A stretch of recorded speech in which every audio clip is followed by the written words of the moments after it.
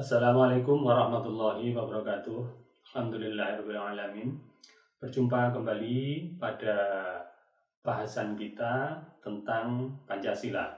Pada kesempatan hari ini saya akan menguraikan tentang urgensi penyajian mata kuliah Pancasila pada mahasiswa program diploma dan sarjana di perguruan tinggi. Sebagaimana sudah ditetapkan di dalam satu ketentuan peraturan perundang-undangan bahwa mata kuliah Pancasila adalah salah satu mata kuliah wajib yang harus disajikan pada jenjang diploma dan sarjana di perguruan tinggi. Selain itu ada mata kuliah agama, kemudian kewarganegaraan dan bahasa Indonesia. Penyajian mata kuliah Pancasila itu mengalami beberapa perubahan, baik itu visi, misi, tujuan, materi, metode, bahkan nama mata kuliah. Pernah nama mata kuliah ini disebut dengan mata kuliah pendidikan Pancasila, kemudian disebut dengan pendidikan Pancasila dan kewarganegaraan. Namun sejak tahun 2012, yaitu berdasarkan Undang-Undang Nomor 12 Tahun 2012 tentang Pendidikan Tinggi, dalam pasal 35 bahwa mata kuliah ini secara yuridis disebut dengan mata kuliah Pancasila.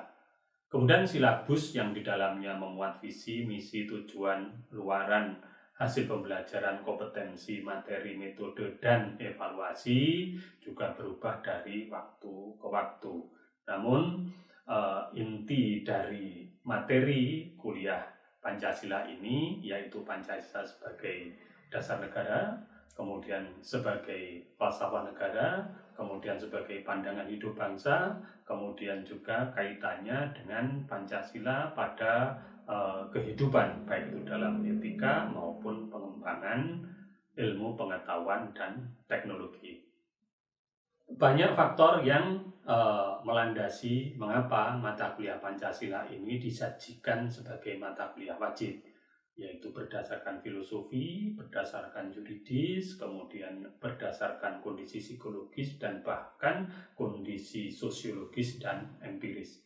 Namun dari semua itu menurut saya ada dua alasan utama disajikannya mata kuliah Pancasila sebagai mata kuliah wajib di perguruan tinggi untuk program diploma dan sarjana. Yang pertama adalah pertimbangan teoritis, kemudian yang kedua adalah pertimbangan praktis. Baiklah, kita lanjutkan lagi. Yang pertama adalah pertimbangan teoritis. Ketika kita bicara mengenai pertimbangan teoritis, maka kita akan mengacu pada filosofi terlebih dahulu. Meskipun secara filosofis bangsa Indonesia itu yakin atas kebenaran isi Pancasila, tetapi ternyata tidak cukup menjamin implementasinya. Kita bisa lihat di dalam perjalanan ini, Pancasila, nilai-nilainya dalam konteks ini sering juga diabaikan,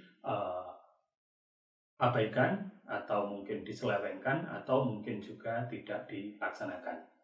Kemudian secara historis, dalam sejarah Indonesia, terutama pada Orde Lama, Orde Baru, ternyata mempunyai satu penafsiran yang berbeda terhadap nilai-nilai instrumental dan nilai praksis dari Pancasila. Padahal kedua-duanya itu mengklaim bahwa Pancasila adalah sebagai dasar negara dan Pancasilanya adalah sama, yaitu sebagaimana tertuang di dalam pembukaan Undang-Undang Dasar 1945 alinea yang keempat. Secara filosofi, memang tidak bisa dipungkiri bahwa nilai-nilai yang tertuang di dalam sila-sila Pancasila itu merupakan suatu landasan falsafah negara yang pada saat pembahasan sampai dengan saat ini itu dapat menimbulkan satu penafsiran, dan penafsiran. Semua itu dapat dilakukan, penafsiran itu dengan cara tertentu asalkan hasil penafsirannya tidak bertentangan dengan isi pembukaan Undang-Undang Dasar 1945. Meskipun nilai-nilai Pancasila itu diyakini kebenarannya dan juga bahkan dihafalkan sila-sila dari Pancasila, tapi ternyata itu tidak cukup. Karena apa? Itu hanya berkaitan dengan persoalan kognitif. Padahal untuk memahami, menghayati nilai-nilai Pancasila ini harus dilibatkan 3 domain di dalam diri manusia, yaitu domain kognitif, afektif, dan juga psikomotorik. Domain kognitif itu tentang pemahaman, kemudian domain afektif itu tentang penghayatan, kemudian domain psikomotorik itu tentang pengamalan dalam tingkah laku yang nyata. Dengan demikian dapat dipahami apabila Pancasila itu dipahami secara benar, berarti aspek kognitifnya itu terpenuhi, kemudian dihayati di dalam hati, kemudian juga dipikirkan melalui perasaan, berarti aspek afektifnya, maka akan dapat membentuk sikap dan tingkah laku mahasiswa. Dengan demikian, maka nilai-nilai yang dilaksanakan itu bukan hanya didasarkan pada satu kebiasaan, tetapi didasarkan pada satu pemahaman dan penghayatan, dan inilah yang pada akhirnya disebut dengan satu tingkah laku yang manusiawi. Tingkah laku manusiawi ini adalah tingkah laku yang dapat dipertanggungjawabkan secara moral, secara hukum, dan juga secara kemasyarakatan. Dengan demikian jelas bahwa yang saya maksud dengan pertimbangan teoritis itu adalah satu pertimbangan bahwa untuk melaksanakan nilai-nilai Pancasila dalam kehidupan nyata itu diperlukan satu pemahaman, diperlukan satu penghayatan. Pemahaman dan penghayatan serta berlatih melaksanakan inilah yang salah satunya dilaksanakan melalui mata kuliah Pancasila. Karena di dalam mata kuliah itu akan disajikan oleh dosen, didiskusikan, kemudian dianalisis, kemudian ditunjukkan contoh yang nyata, bahkan akan diadakan satu kajian-kajian kritis ilmiah dalam rangka untuk melaksanakan apa yang dipikirkan. Bukan hanya pembenaran dalam sisi logika, tetapi juga pembenaran dari sisi empirik. Kemudian kita lanjutkan pada pertimbangan yang kedua, yaitu pertimbangan praktis. Ternyata sampai kita ada di era reformasi tahun 2020 ini, pemahaman mahasiswa terhadap Pancasila masih perlu ditingkatkan. Begitu juga dengan pengamalannya. Saya akan tunjukkan hasil survei yang dilakukan oleh Kompas yang dibuat pada tahun 2008. Menunjukkan bahwa pengetahuan masyarakat tentang Pancasila menurun dibandingkan dengan era sebelumnya. Dari sisi pemahaman, 48,4% responden, yaitu yang berusia 17-29 tahun, tidak mampu menyebutkan nilai-nilai Pancasila secara benar dan lengkap. Kemudian 42,7% mereka salah menyebutkan nilai-nilai Pancasila. Kemudian lebih parah lagi, ternyata 60% dari responden yang berusia 46 tahun ke atas salah juga di dalam menyebutkan sila-sila di dalam Pancasila.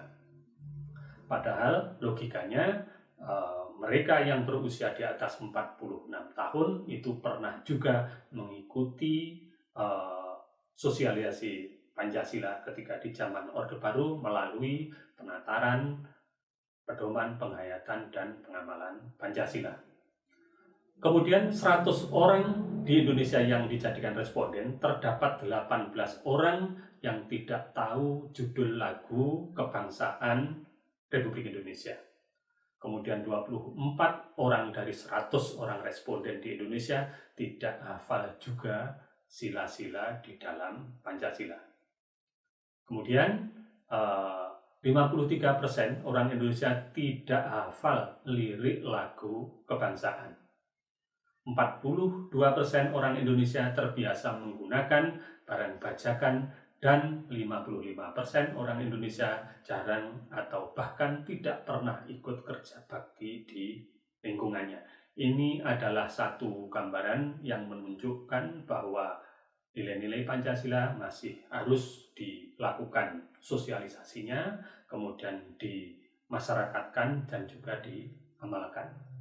Akibat dari pemahaman yang kurang tersebut, berdasarkan data Laboratorium Pengukuran Ketahanan Nasional dari Lembaga Ketahanan Nasional, indeks ketahanan ideologi yang meliputi variabel toleransi, kesederajatan, kesamaan, kemudian juga persatuan bangsa, ternyata cenderung terus mengalami penurunan dari skor 2,31 pada tahun 2010 menjadi 2,06 pada tahun 2016. Sehingga hasil tersebut dapat dikategorikan bahwa ketahanan ideologi itu mengalami satu kemunduran. Dan ketahanan bidang ideologi dikategorikan dalam kategori kurang tangguh. Kemudian berdasarkan hasil survei kehidupan bernegara tahun 2011 yang dilakukan di 181 kabupaten kota di 33 provinsi di seluruh Indonesia dengan responden 12 ribuan orang, diketahui bahwa 49% remaja Indonesia tidak mengakui relevansi Pancasila sebagai dasar negara.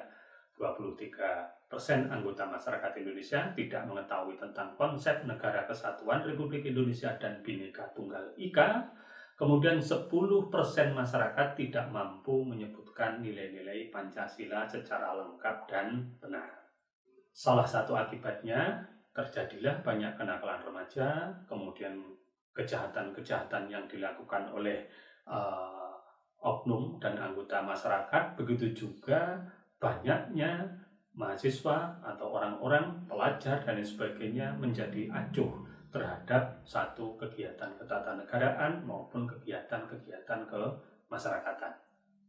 Namun demikian, yang menggembirakan pada tahun 2011, Badan Pusat Statistik melakukan survei tentang pandangan masyarakat terhadap Pancasila, yaitu dilakukan pada lebih dari 10.000 responden dari 181 kabupaten kota pada 33 provinsi dengan metode wawancara. Responden tersebut meliputi pelajar, mahasiswa, nelayan, petani, ibu rumah tangga, guru, dosen, anggota TNI dan Polri, pengusaha, kemudian juga profesional, anggota DPRD, dan lain sebagainya. Hasil survei tersebut menunjukkan bahwa 79,26% menyatakan bahwa Pancasila penting dipertahankan, karena 89% responden menyatakan bahwa berbagai permasalahan bangsa seperti konflik antar umat beragama, antar anggota masyarakat, antar anggota etnis dan golongan, tawuran di lingkungan pelajar, kemudian tindak pidana korupsi dan kejahatan-kejahatan lain, sebenarnya akar permasalahannya adalah kurang memahami Pancasila sekaligus tidak mengamalkan nilai-nilai Pancasila. Dalam hasil penelitian selanjutnya diketahui bahwa cara yang paling tepat dan efektif untuk melakukan satu aktualisasi Pancasila dan sosialisasi, maka 30% mengusulkan melalui jalur pendidikan, 19% melalui contoh dan perbuatan nyata para pejabat pemerintah dan pejabat negara, baik pusat maupun daerah, 14% responden menjawab melalui contoh perbuatan nyata oleh tokoh masyarakat, 13% melalui penataran, 12% melalui media massa, 10% melalui ceramah keagamaan. Dari data tersebut menunjukkan bahwa ternyata anggota masyarakat sangat menaruh perhatian besar kepada lembaga pendidikan, dalam hal ini termasuk perguruan tinggi, untuk melakukan suatu sosialisasi Pancasila dan juga sosialisasi tentang bagaimana cara mengamalkan Pancasila di era reformasi. Inilah satu bukti nyata yang saya tunjukkan bahwa ternyata penyajian mata kuliah Pancasila di pendidikan tinggi itu juga didasarkan pada satu hasil survei dan juga pendapat masyarakat tentang bagaimana melakukan satu upaya mensosialisasikan dan penghayatan terhadap nilai-nilai Pancasila yang akhirnya dapat melaksanakan nilai-nilai Pancasila secara murni dan konsekuen. Terima kasih, mohon maaf. Assalamualaikum warahmatullahi wabarakatuh.